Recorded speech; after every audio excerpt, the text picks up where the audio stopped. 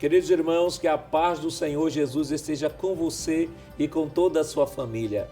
No programa Escola Bíblica Dominical de hoje, estudaremos a lição de número 7 do segundo trimestre com o tema O Ministério de Profeta. Entre os dons ministeriais concedidos à igreja, encontra-se o dom ministerial de profeta. Nessa lição, teremos a definição do termo profeta, analisaremos as diferenças entre o ministério de profeta do Antigo e do Novo Testamento e, por fim, destacaremos quais as características que qualificam um profeta verdadeiro de um falso. Quer aprender mais sobre este importante assunto?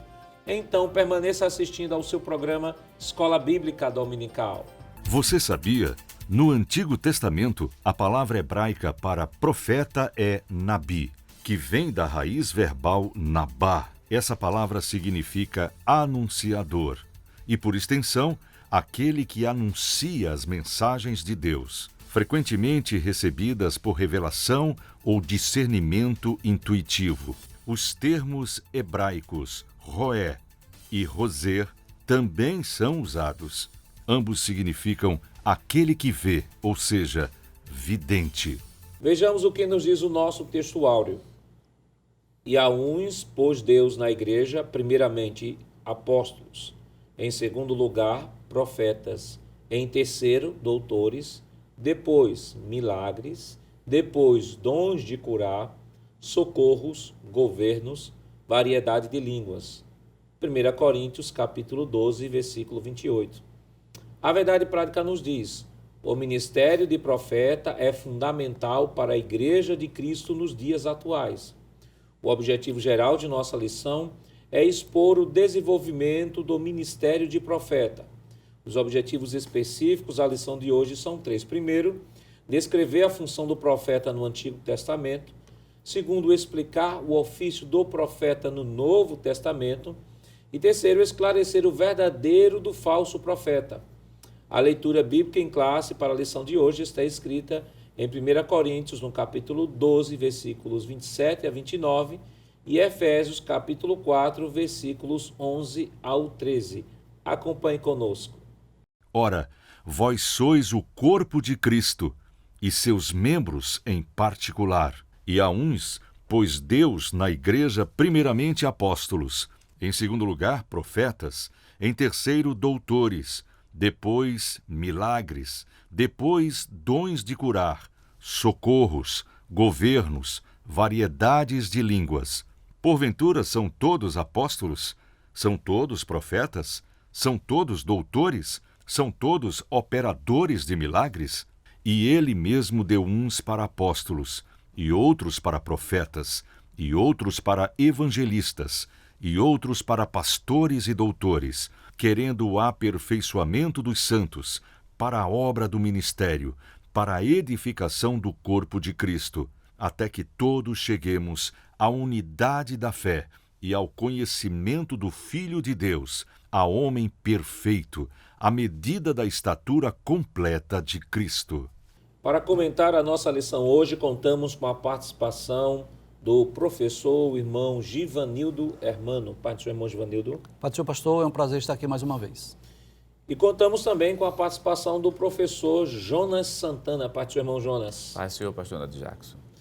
Queridos irmãos, esta semana nós estamos estudando a lição de número 7 do segundo trimestre com o tema O Ministério de Profeta. Na semana passada aprendemos sobre o Ministério de Apóstolo e naquela lição aprendemos sobre o colegiado dos 12 apóstolos e dentro desta configuração não há mais apóstolo dentro dessa configuração das Escrituras.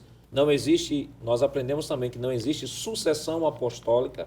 Os apóstolos foram o grupo dos 12, mas outros apóstolos também foram chamados, embora que não pertencentes aos 12. Entre eles, nós estudamos também o apóstolo Paulo, considerado também apóstolo. Barnabé também, livro de Atos, em forma também era chamado de apóstolo. E aprendemos que o dom de apóstolo é aquele dom em que o indivíduo é vocacionado para levar a palavra, e aqui falamos sobre os missionários que produzem missão, que vão atender ao chamado missionário, sejam realizando missões transculturais ou missões locais, missões urbanas e missões rurais. De um modo geral, aprendemos que o apóstolo, dentro da visão contemporânea, da atualidade, é aquele que é enviado por Deus, vocacionado para levar a sua palavra, e que não existe mais apóstolo como governo de igreja,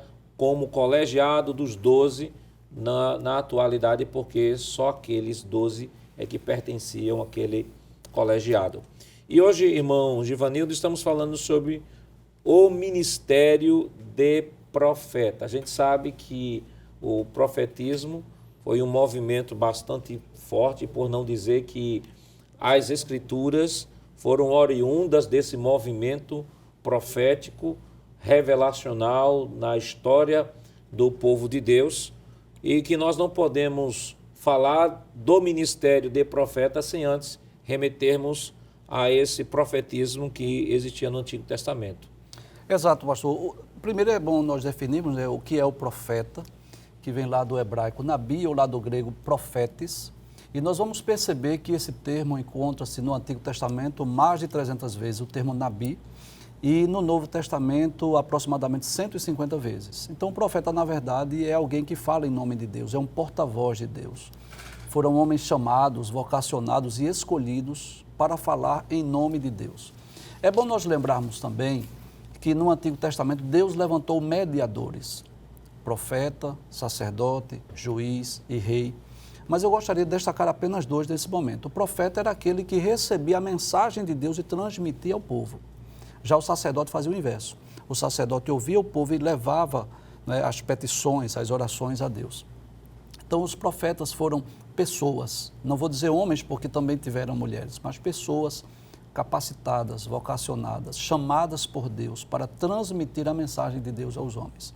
E é interessante nós observarmos que o escritor aos Hebreus, no capítulo 1, versículo de número 1, capítulo 1, versículo 1 de Hebreus, ele diz isso: havendo Deus antigamente falado muitas vezes e de muitas maneiras aos pais pelos profetas.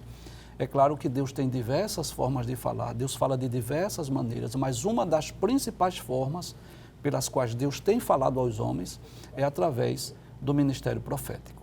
E, irmão Jonas, quando nós olhamos para o Antigo Testamento, né, nós vemos, por exemplo, uma informação que o escritor Judas traz sobre esse profetismo, né, que ele nos fala que ele é anterior até a própria constituição do povo de Israel, quando ele, no livro de Judas, no versículo 14, diz o seguinte: e destes profetizou também Enoque, o sétimo depois de Adão, dizendo: eis que é vindo o Senhor com milhares de seus santos, para fazer juízo contra todos e condenar entre ele todos os ímpios, por todas as suas obras de impiedade que impiamente cometeram e por todas as duras palavras que os ímpios pecadores disseram contra eles. Então, Judas nos traz uma revelação aqui de que essa questão profética, ela é anterior à própria constituição do povo de Israel, e mostra, como o próprio texto de Hebreus 1:1 cita, que Deus não é a partir de Israel que ele vai falando ao povo por meio dos profetas, mas Judas aqui traz um profeta que é anterior e que também estava profetizando. Muito bem. A nação de Israel, né, enquanto nação formalizada naquelas 12 tribos, a gente realmente observa o profetismo que vai surgir a partir dela. Mas, como o senhor está mencionando, bem anterior a isso, a gente tem o caso de Judas, né, que vai fazer, de Enoque, no caso, está registrado no livro de Judas. Há um caso também que é justamente em Gênesis capítulo 20, versículo 7, que Abraão é chamado de o profeta, mostrando de maneira muito clara que isso é bem anterior à nação de Israel. Olha, Gênesis capítulo 20, versículo 7, diz assim: agora, pois, restitui a mulher ao seu marido, porque profeta é, e rogará por ti para que vivas. Porém, se não lhe restituíres, sabes que certamente morrerás tu e tudo que é teu. É bem interessante que nessa passagem já se vê algumas funções dos profetas do Antigo Testamento referidos justamente na pessoa de Abraão. Chama a atenção da gente porque isso é bem anterior à constituição da nação de Israel. Por isso que a gente diz que o profetismo ele é muito anterior a essa formação da nação israelita. Aí um exemplo claro disso é a questão de Enoque. Outro exemplo também é Gênesis capítulo 20, que a gente leu, o caso de Abraão, que é chamado de profeta. Existe Êxodo capítulo 7, versículo 1, que Moisés vai ser considerado o maior dos profetas, ainda está no capítulo 7, só no capítulo 14 é que a nação de Israel, o povo, né, vai sair realmente do Egito e vai caminhar pelo deserto para depois se alocar naquela região. Então, pastor Nélio Jackson, o profetismo ele é bem anterior à nação enquanto Israel, enquanto nação localizada num determinado território. E o senhor falou de Moisés, de Abraão como profeta, Moisés como profeta, e semana passada nós aqui estudamos Jesus como apóstolo, né? Como o paradigma de apóstolo, modelo. E vemos também o próprio Moisés profetizando sobre o Senhor Jesus, lá em Deuteronômio, no capítulo 18, no versículo 15, quando ele diz o seguinte: o Senhor teu Deus te despertará um profeta do meio de ti, de teus irmãos, como eu, a ele ouvireis. Né? Próprio Moisés já apontando a revelação de Jesus Cristo lá no Novo Testamento. Nós temos em João também no capítulo 1, João no capítulo 1, versículo 21, é um texto bastante importante. João 1 e 21, veja o que é que o apóstolo João nos diz. Versículo 21 diz assim: perguntaram-lhe então: quem és, pois? És tu Elias? Disse: não sou. És tu o profeta? Observe, aí eles não perguntaram: és tu um profeta? Perguntaram: és tu o profeta? E que profeta era este? Era o profeta que Moisés havia profetizado lá em Deuteronômio capítulo 18, versículo 15. És tu o profeta? Respondeu, dizendo: não. João capítulo 6, rapidamente, versículo 14, veja o que o texto nos diz.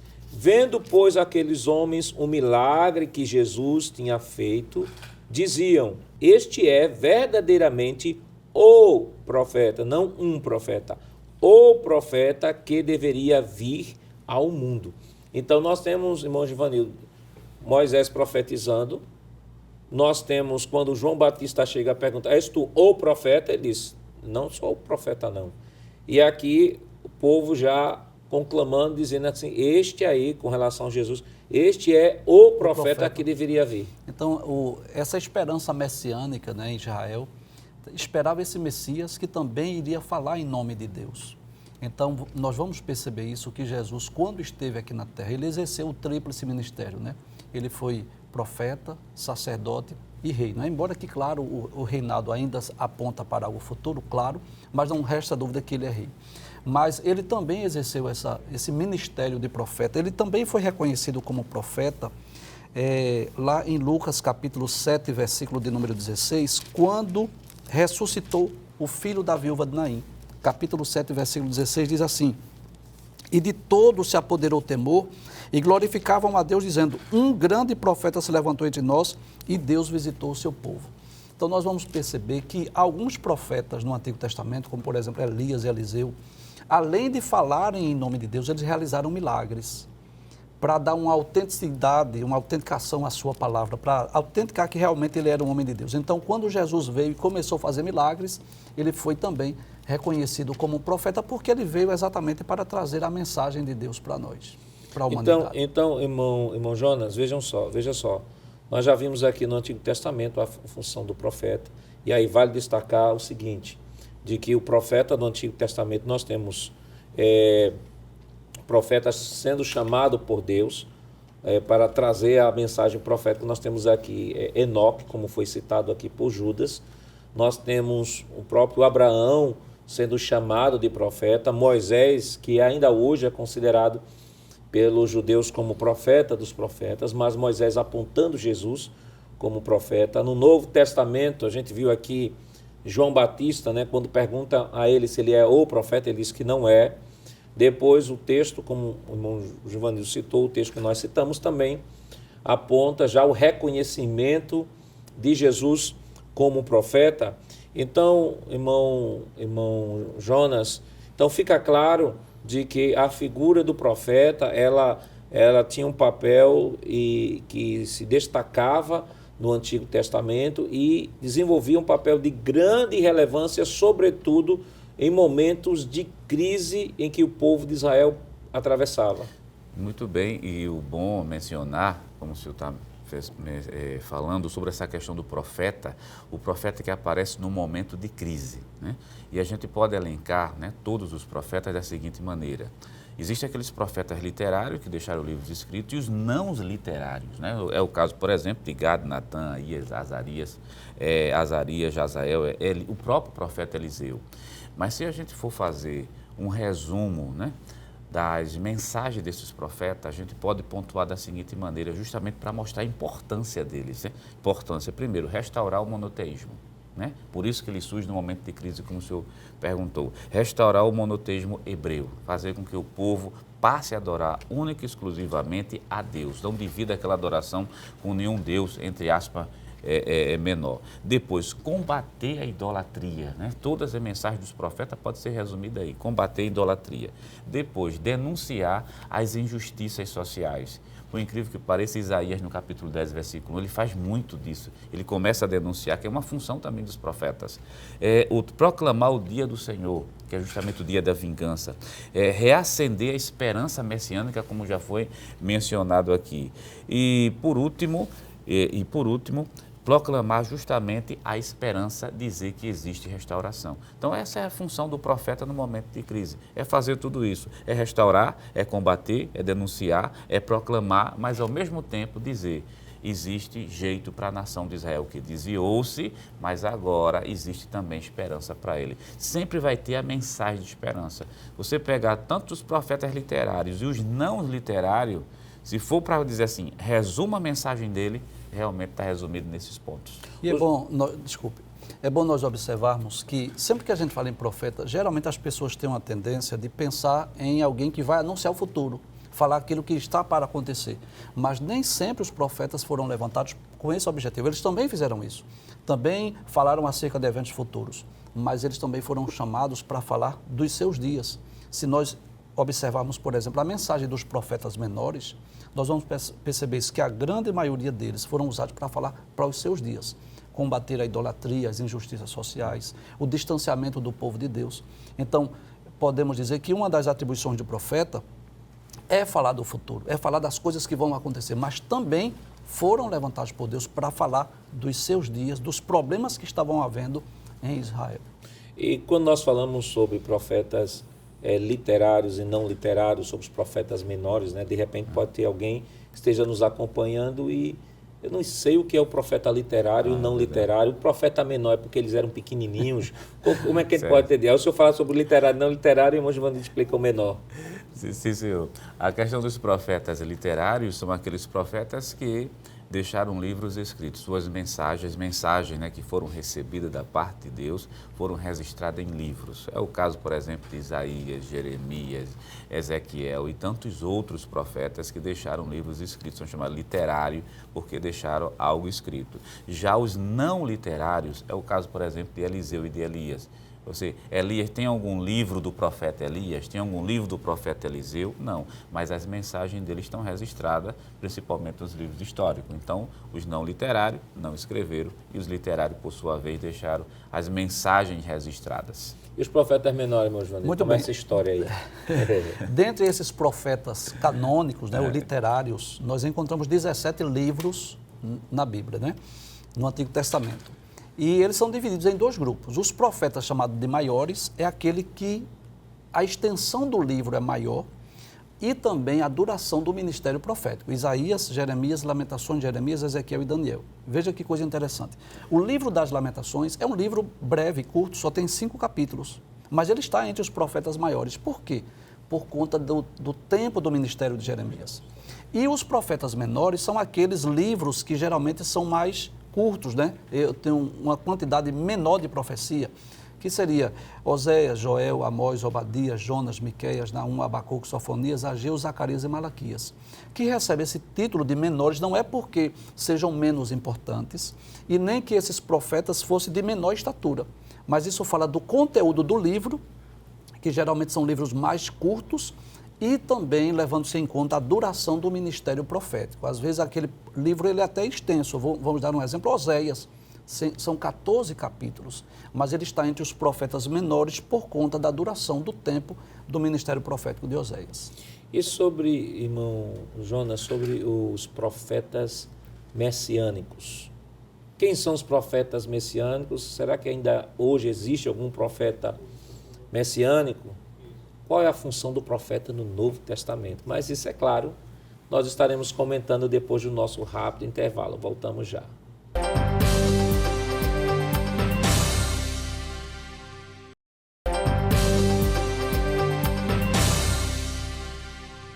Queridos irmãos, estamos de volta em seu programa Escola Bíblica Dominical, nesta oportunidade, estudando a lição de número 7 do segundo trimestre com o tema O Ministério de Profeta. E no bloco anterior nós deixamos a pergunta que vamos responder agora sobre o ministério do profeta messiânico no Antigo Testamento. Os profetas messiânicos eram a realidade apenas do Antigo? Tivemos algum profeta messiânico no Novo? Hoje nós temos algum profeta messiânico?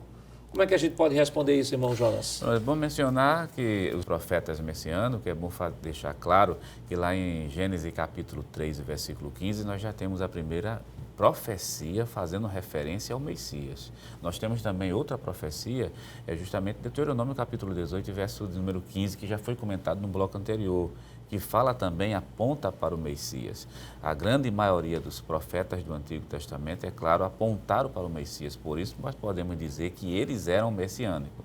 Agora, é bom mencionar o caso do livro do profeta Isaías. Por que ele se destaca entre os profetas? Primeiro, uma extensão maior do seu livro e outra, a grande maioria das profecias apontam, na verdade, para Cristo. Nesse caso, ele vai ser considerado realmente o profeta messiânico. É até bom mencionar que o livro de Isaías é considerado o evangelho do Antigo Testamento por fazer tanta menção justamente ao Messias. Isaías 53 mesmo é um caso célebre, né? Um caso único que se usa para dizer, para apontar que realmente o Messias de Israel está vindo. Mas chegando no Novo Testamento, a questão é essa que realmente o senhor perguntou. E chegando no Novo Testamento, tem um profeta messiânico no Novo Testamento? Sim, é o caso de João Batista. Né? Lucas capítulo 16, versículo 16, o próprio Senhor deixa isso muito bem claro.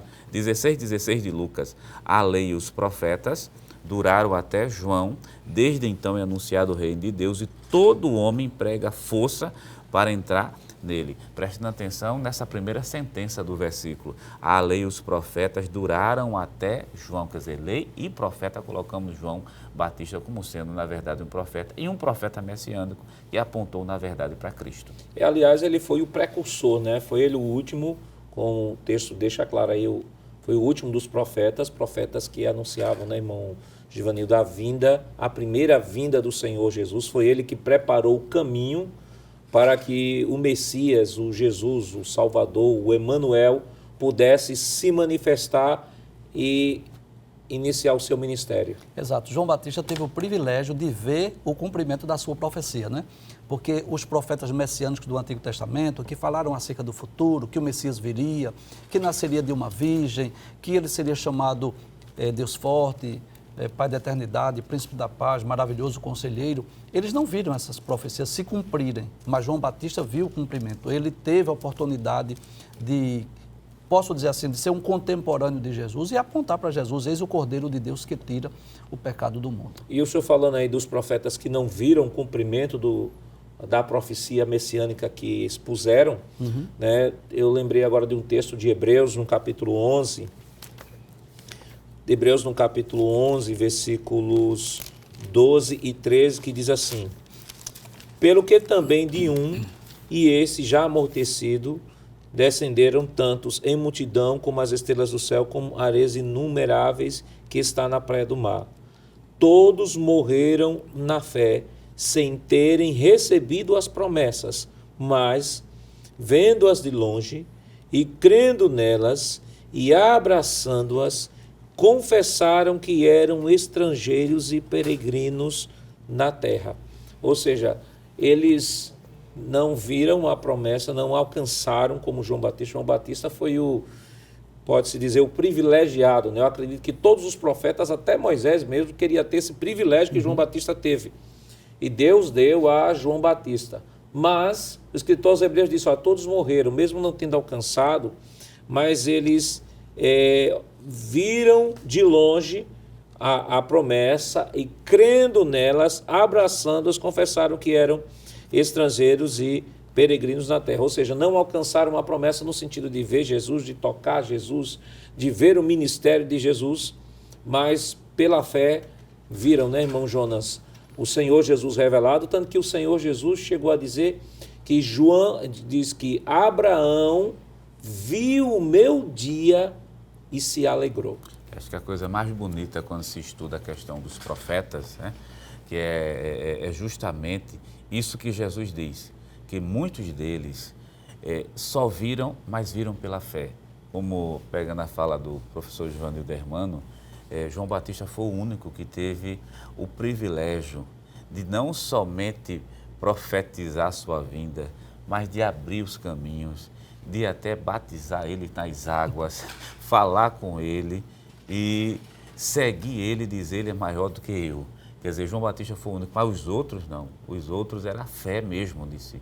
Deus prometeu, vai mandar. É o caso do profeta Isaías, que profetiza 700 anos antes de Jesus nascer, ele faz uma profecia. O menino nasceu. Quer dizer, interessante que o texto é construído assim, nasceu, como se o menino tivesse nascido naquele exato momento ali. No entanto, só faltava 700 anos, né? Para Isaías, tanto tempo. Para Deus, aquilo já tinha acontecido, que era algo sancionado. Então, a fé dos profetas é o que move a gente também. E o que eu acho interessante, que eu lembrei agora, além de João Batista, né, teve outros 2 profetas do Antigo Testamento que tiveram o privilégio de ver Jesus, né, irmão? Que foi Moisés e Elias no Monte da Transfiguração. Isso. Aquilo foi um evento único, né, algo especial e sobrenatural, quando Jesus ali diante de Pedro, Tiago e João transfigurou-se, conforme em Mateus capítulo 17, e apareceram ali 2 personagens do Antigo Testamento. Tanto é que Pedro disse assim, quer que façamos 3 cabanas, uma para ti, uma para Moisés e outra para Elias? Então apareceu ali Moisés e Elias conversando com Jesus na ocasião da transfiguração, para dar uma autenticidade, que realmente aquele era o Cristo, era o Messias, era o cumprimento das profecias do Antigo Testamento. Agora, só lembrando de que Moisés e Elias, né, foram vistos apenas por Jesus e interagiam com Jesus. Lucas vai dizer que esta fala de Pedro, mas é possível que Pedro tenha identificado por ter escutado Jesus conversando com Moisés e com Elias, até porque não tinha ainda que eles tivessem a percepção visual de 2 homens conversando com o Senhor, eles não teriam como identificar, porque na época não tinha retrato. Né? Exatamente. Não tinha retrato de Moisés, nem tinha retrato de Elias. Então é possível que que Pedro tenha identificado que tenha sido Moisés e Elias pela fala de Jesus, porque Lucas é mais pontual. Lucas vai dizer assim, que eles estavam falando acerca da morte e ressurreição de Jesus. Estavam falando daquele momento, naquele momento do sacrifício de Jesus. É bom deixar isso claro para depois ninguém pensar que ali foi um momento de comunicação com os mortos, até porque o Senhor Jesus estava em um estado glorificado, né, irmão Jonas? Perfeito. E detalhe, licença, que não houve nenhuma invocação e não houve nenhuma incorporação, né? Aquilo foi algo sobrenatural, uma experiência única, né? Diferente do que as pessoas costumam crer, né? Diferente do que as pessoas costumam ensinar aí, que essa comunicação com os mortos é possível a partir de uma incorporação, a partir de uma invocação. Lá na transfiguração não, é algo sobrenatural, algo sublime, ninguém invocou, não houve uma incorporação, ali o que houve foi uma manifestação sobrenatural. Então, era justamente esse ponto aí para a gente deixar bem claro para o professor da escola dominical e para quem está nos ouvindo, né? Não houve nada de incorporação, invocação, aquilo é algo realmente sobrenatural da parte de Deus e interessante, único, singular e irrepetível. Né? Eu queria só rapidamente ler aqui um texto, 1 de Pedro, capítulo 1, versículo 10 e 11, mostrando que os profetas messiânicos que profetizaram acerca da vinda do Messias, eles tinham a curiosidade sim de saber quando é que Deus queria, quando é que Deus haverá de cumprir esta promessa. Claro que não foi dado a eles esta revelação, ou pelo menos saber o dia, embora que a gente já citou aqui que Jesus tinha dito, Abraão viu meu dia e se alegrou, viu em expectativa de fé, ok? Todos viram em expectativa de fé, mas veja o que é que Pedro nos diz. 1 de Pedro capítulo 1, versículo 10 e 11. Diz assim, da qual salvação inquiriram e trataram diligentemente os profetas que profetizavam da graça que vos foi dada. Aí agora vai dizer, indagando que tempo ou que ocasião de tempo o Espírito de Cristo, veja, o Espírito de Cristo, que estava neles quem? Nos profetas, indicava anteriormente testificando os sofrimentos que a Cristo havia de vir e a glória que esse lhe havia de seguir. Versículo 12.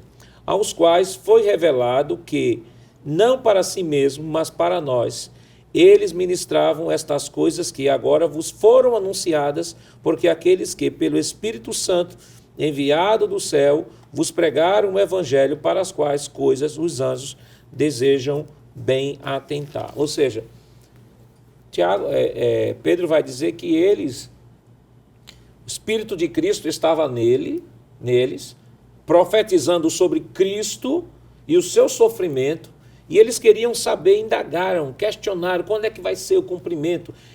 Isso, claro, é o exercício natural da racionalidade humana, né? A profecia sobrenatural, sim, mas tem uma profecia, Cristo vai se revelar, mas quando é que ele vai se revelar? E começaram a inquirir, mas o texto deixa claro, Pedro vai dizer isso, disse isso, e a gente vai ver mais à frente agora, que Paulo também vai dizer que as coisas que Deus ocultou ali no Antigo Testamento, Deus revelou nesse presente momento aos seus santos apóstolos e profetas, né, irmão Jonas? O apóstolo São Paulo vai deixar isso muito claro na Epístola aos Coríntios, deixa isso patente, que essas coisas estavam ocultas, né? Os profetas sabiam pela fé, sabiam que o cumprimento da promessa um dia ia acontecer, não tiveram a oportunidade de ver, mas isso estava oculto, mas aquilo que estava oculto foi revelado e revelado pelo Espírito Santo no tempo do Novo Testamento. Essa é a razão do apóstolo São Paulo dar uma ênfase muito grande. Foi revelado para nós, aqui, nesse momento, revelado para a gente, no momento da graça que nós estamos vivendo. E aí isso nos chama a atenção, irmão Givanildo, para agora o ministério profético no Novo Testamento. E agora falar sobre uma espécie de ministério profético único, como o ministério apostólico único, que era dos 12, o ministério apostólico único, que o apóstolo Paulo ele descreve aqui em Efésios, no capítulo 3, no versículo 5. Capítulo 3, versículo 5, ele diz o seguinte, o qual, noutros séculos, não foi manifestado aos filhos dos homens, como agora tem sido revelado pelo Espírito aos seus santos apóstolos e profetas. E aqui, irmão Givanildo, essa expressão apóstolos e profetas é uma expressão única que diz respeito a um ministério profético, que aqui Paulo deixa claro pela colocação que faz, que os profetas do Antigo Testamento, e digo profetas, aqueles que foram inspirados por Deus para produzir o cânon do Novo Testamento, está no mesmo patamar de cunho autoritativo que os profetas do Antigo Testamento. Por isso que aqui está falando de uma classe específica. De pessoas que Deus chamou para escrever o cânon.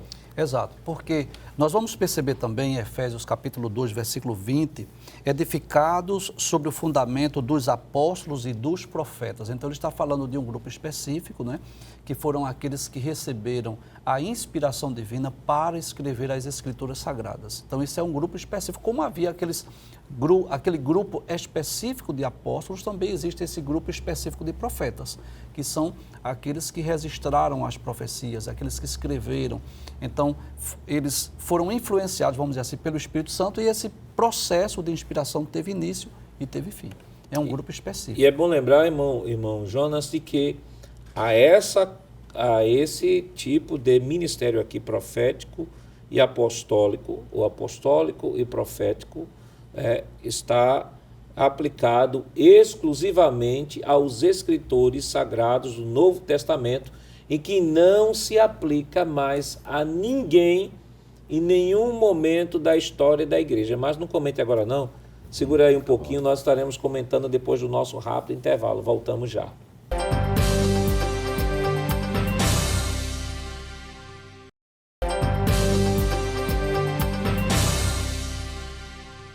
Queridos irmãos, estamos de volta para o último bloco de seu programa Escola Bíblica Dominical, estudando a lição de número 7 do segundo trimestre com o tema O Ministério de Profetas. E deixamos, irmão Jonas, para comentar neste bloco sobre a cessação desse ministério profético aqui de Efésios, capítulo 3, versículo 5, e foi citado pelo irmão Givanildo, Efésios, capítulo 2, versículo 20, Efésios 3 e 5, desculpa, e Efésios 2 e 20.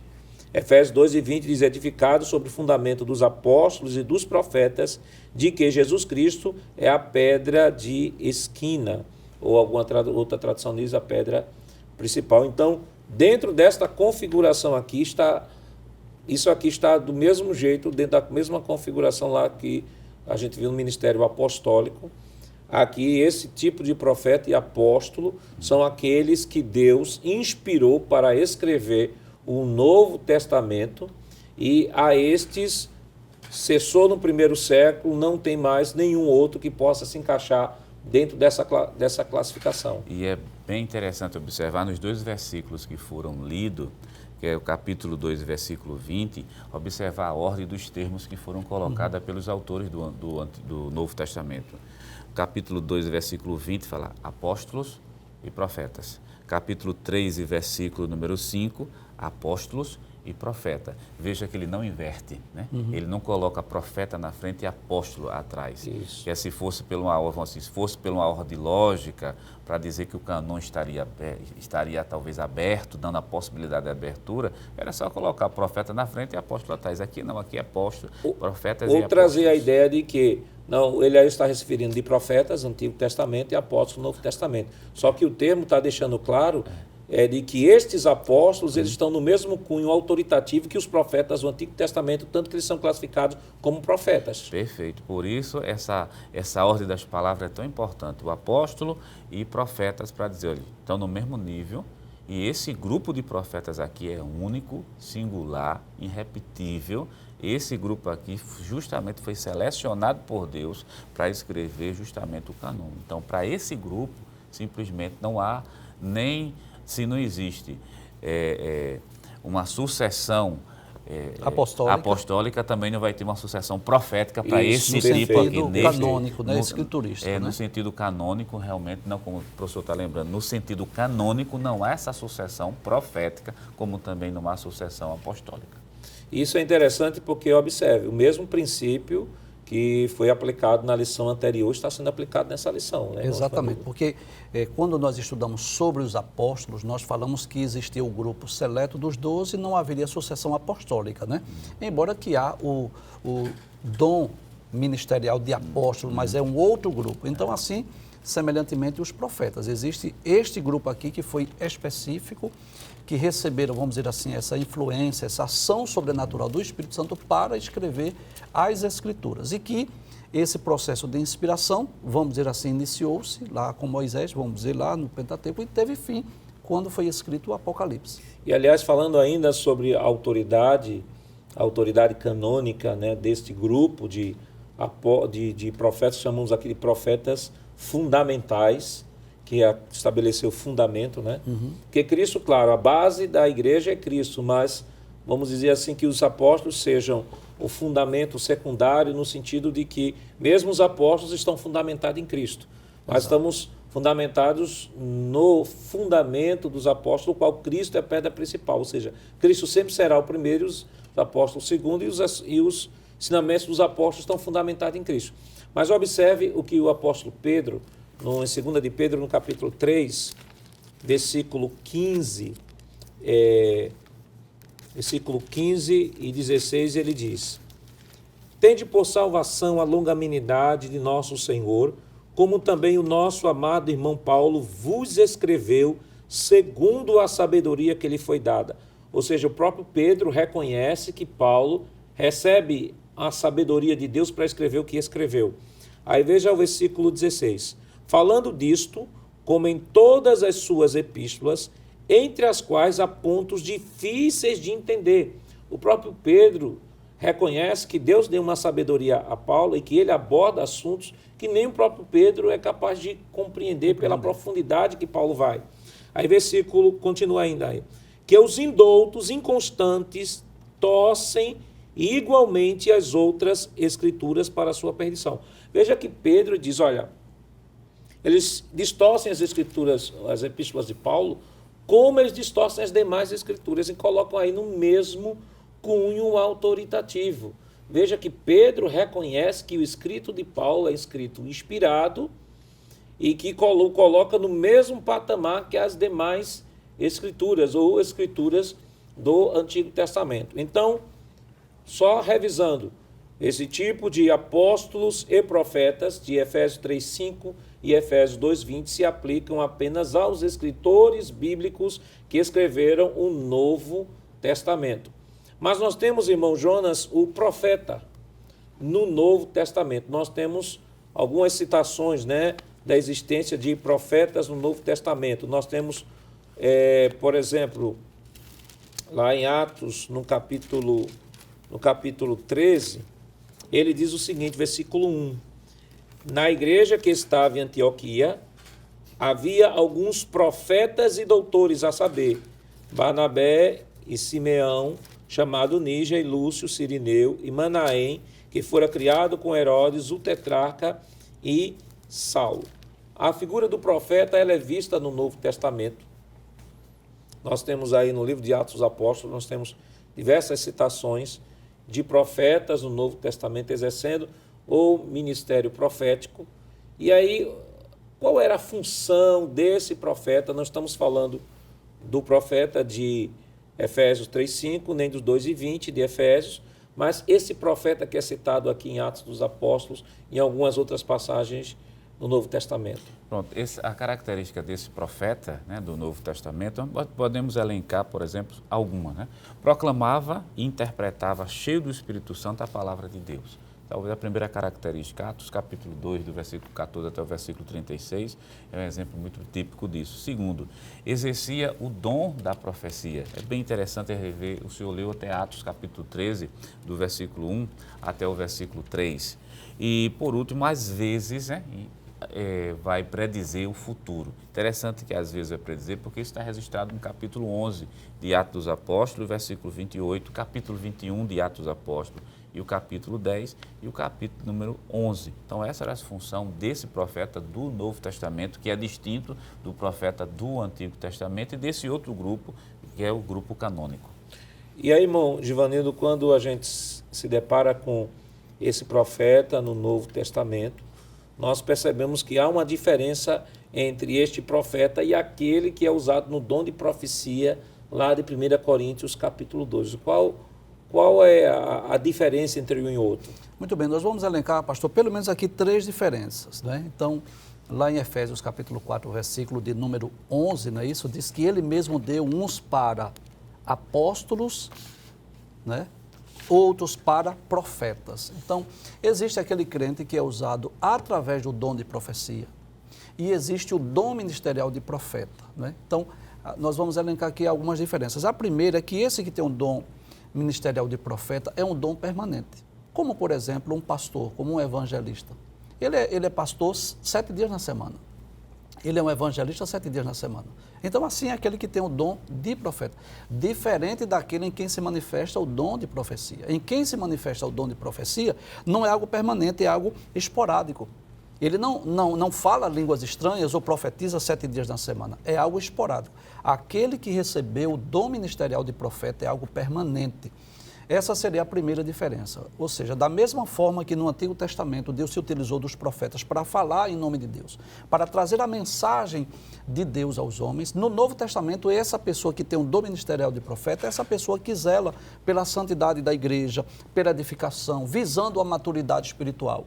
Então Cristo, quando deu esses dons ministeriais, ele visava o quê? O crescimento, o aperfeiçoamento da igreja. Então, esta pessoa que tem, vamos dizer assim, esse dom ministerial de profeta, primeiro é algo permanente. Segundo, é que o dom de profecia é dado a qualquer crente. Qualquer pessoa pode receber esse dom de profecia, claro, depois que seja batizado com o Espírito Santo. O dom ministerial de profeta, não. É algo específico, é para algumas pessoas. É aquele que Deus escolheu. Então, são pessoas específicas que Deus escolheu e deu esse dom, vamos dizer assim, ou esse ministério de profeta. A outra diferença é que esse dom ministerial de profeta, ele é dado à liderança da igreja, diferente do dom de profecia, que pode ser dado aos liderados. O dom ministerial de profeta é dado à liderança. E alguém pode perguntar na escola, por que é que hoje, por exemplo, se consagra um evangelista, se consagra um pastor, mas não se consagra um profeta? É que não existe, assim, uma orientação bíblica para se consagrar ninguém a profeta. Mas alguém pode ser, ao mesmo tempo, pastor e profeta. Perfeito. Evangelista e profeta, como os dons espirituais. Às vezes, em uma mesma pessoa, se manifesta mais de um dom. Por exemplo, se manifesta na vida de um crente, né, o dom, por exemplo, da fé e da operação de maravilhas, ou os dons de curar.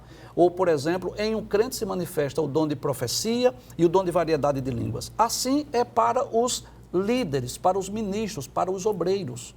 Pode se manifestar numa mesma pessoa, por exemplo, o dom de pastor, o dom ministerial, esse ofício, mas também esse que é pastor, ele também é um profeta, ele também fala em nome de Deus, ele também zela pela santidade, ele também visa o crescimento e a edificação espiritual do povo de Deus. E o interessante é que, paralelo ao que Paulo fala lá em 1 Coríntios, 1 Coríntios capítulo 14, 1 Coríntios capítulo 14, há uma similaridade entre esse dom de profeta, né, que está ligado ao exercício ministerial, não como profeta, deixando claro, tem nada a ver com o profeta do Antigo Testamento, muito menos com Efésios 3:5 e muito menos com dom de profecia, mas há uma similaridade entre 1 Coríntios 14, versículo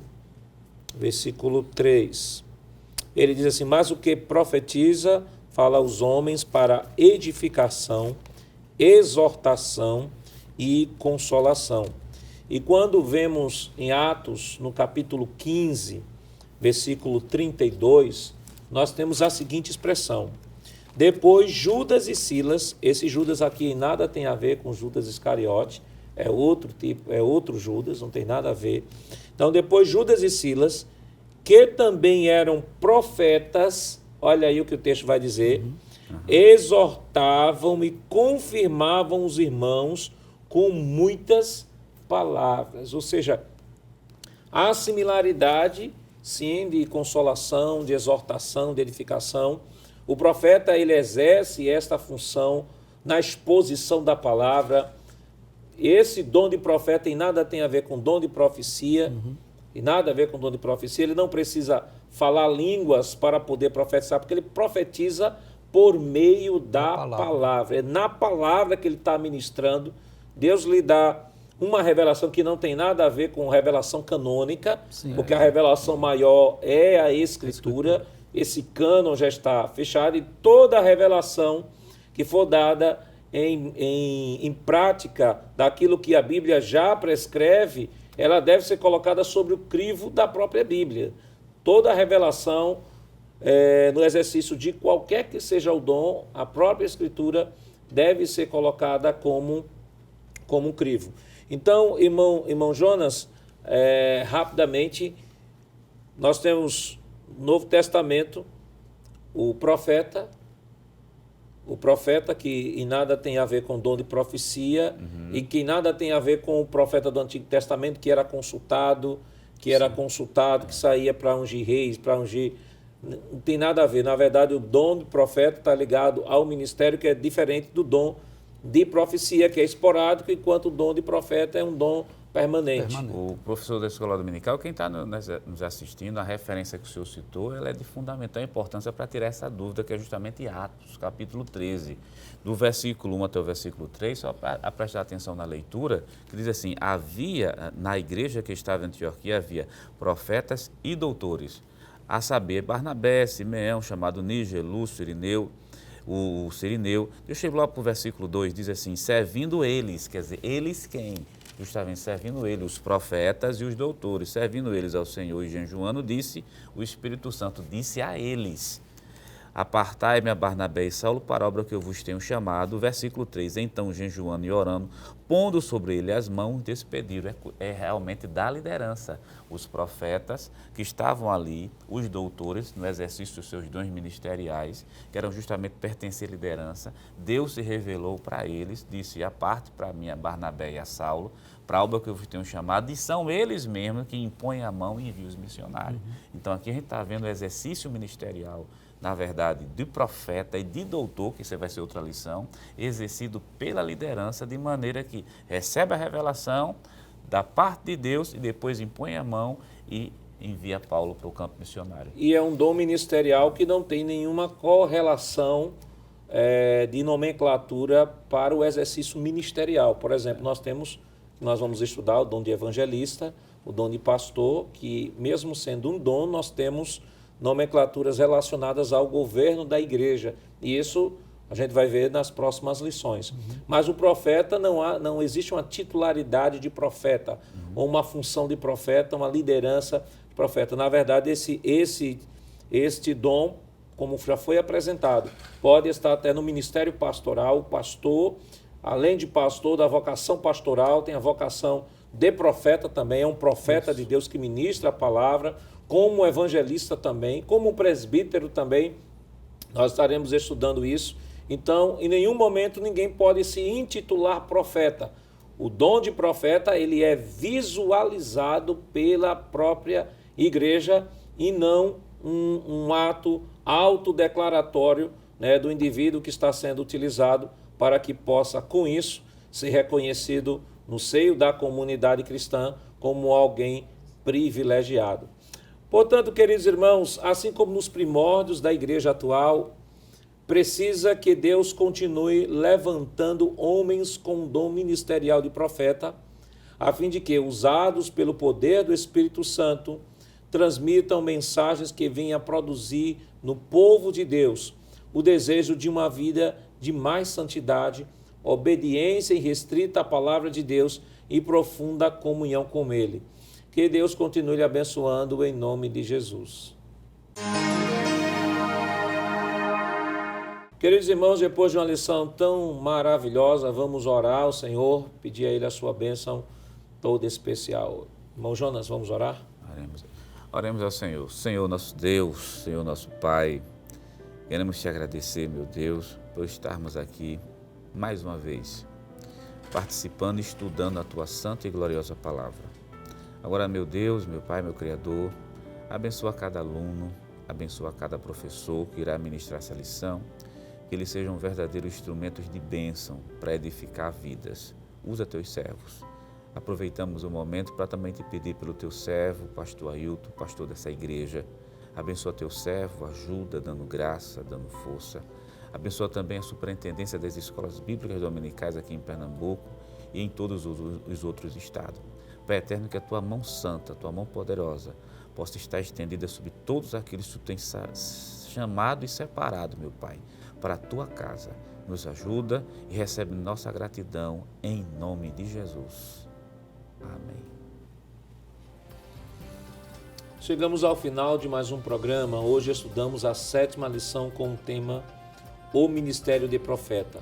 Na próxima semana estudaremos a 8ª lição deste segundo trimestre, que tem por título O Ministério de Evangelista. O programa Escola Bíblica Dominical vai ao ar na sexta-feira às 22 horas e também está disponível em nosso canal no YouTube, Rede Brasil Oficial. Não esqueça de ativar o sininho e compartilhar o link. Obrigado por sua honrosa audiência e até o próximo programa. Que a graça do nosso Senhor Jesus Cristo, o amor de Deus nosso Pai, a comunhão do seu Santo Espírito estejam com todos, hoje e para todos sempre. Amém.